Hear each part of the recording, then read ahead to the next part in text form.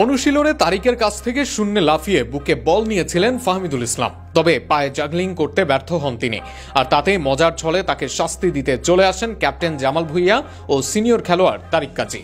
এই তিনজনের বেশ কিছু মিল রয়েছে, তার মধ্যে অন্যতম মিল এই তিনজনই প্রবাস ছেড়ে নারীর টানে দেশে ফিরেছেন লাল সবুজের জার্সি গায়ে। ফাহমিদুলের বয়স তুলনামূলক কম, এই বয়সেই দেশের স্টার বয় বনে গেছেন ইতালিয়ান অলিভিয়া ক্লাবে খেলা এই ফরওয়ার্ড। ইউরোপে বড় হওয়া ফাহমিদুলের সবকিছুতেই সেখানকার ছাপ, যেমন এই দৃশ্যে হাতে নিজ ব্যাগ, কানে বড় হেডফোন, যেন অনুশীলনে নামছেন বার্সার জুলুস কুন্দে। অনুশীলনের শুরুতে হামজা চৌধুরীর সঙ্গে হাত মেলান ফাহমিদুল। ছোট ভাই ও সতীর্থ ফাহমিদুলকে পিঠ চাপড়ে দিতেও ভুলে যাননি হামজা চৌধুরী। জাতীয় দলের এই অনুশীলন চলবে হংকং ম্যাচের আগ পর্যন্ত। এরপর হংকংয়ের মাটিতেও ম্যাচ খেলতে যাবে টাইগাররা। সেখানে অন্যতম গুরুত্বপূর্ণ খেলোয়াড় হতে যাচ্ছেন এই তরুণ তুর্কি।